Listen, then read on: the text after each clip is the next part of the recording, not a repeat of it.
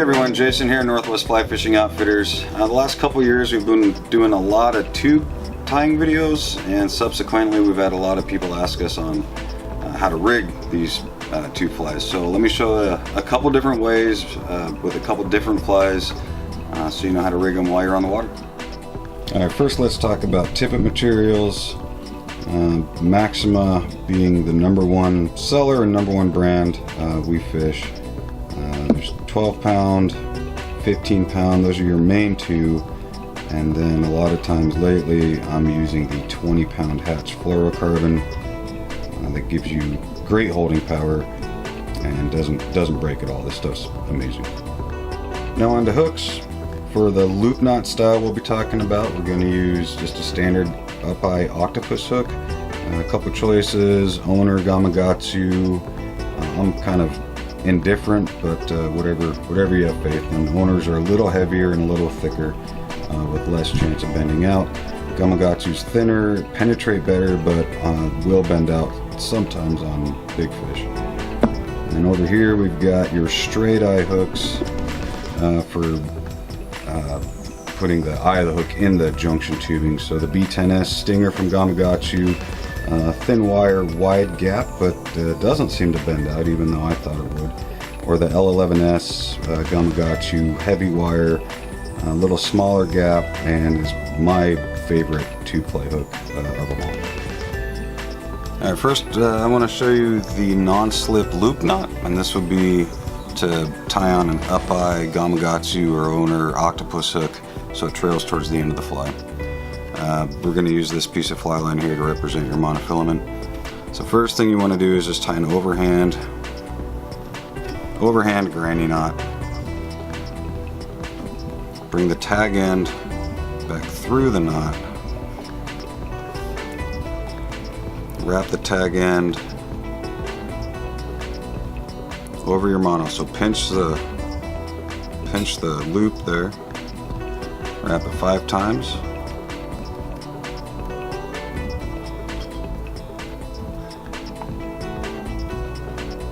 And then pinch your big loop and run it through your original overhand granny.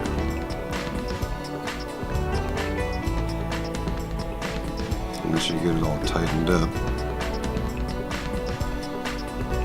it should look like that. Trim your tag end, and there's your loop, ready to loop on your octopus.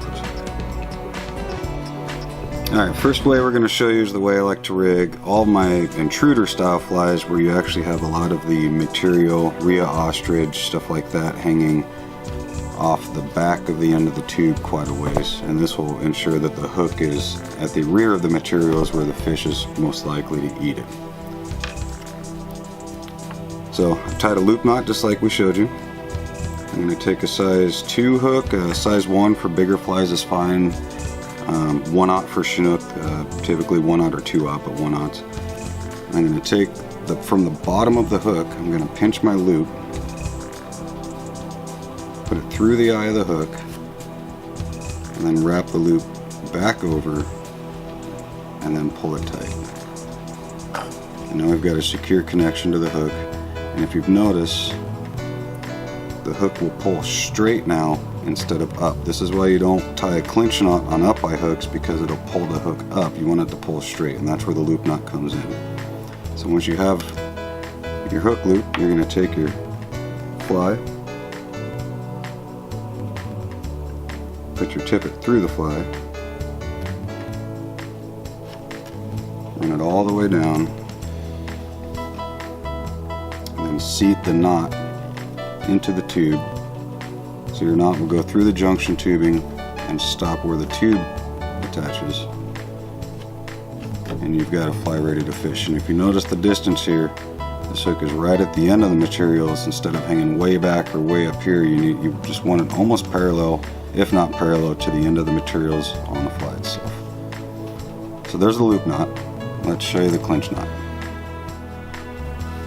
Alright, version 2 I'm going to do with a Nick Rowell Shrimpton and a Gamakatsu B10S size 4. What I've done is tie just a standard improved clinch. If you like the regular clinch, that's fine, but just a standard clinch knot on the straight eye hook.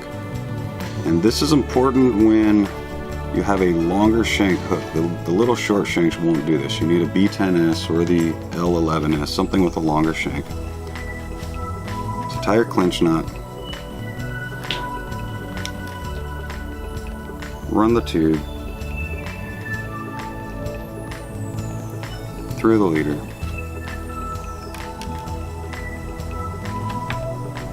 And just take the eye of the hook, run it through the fly,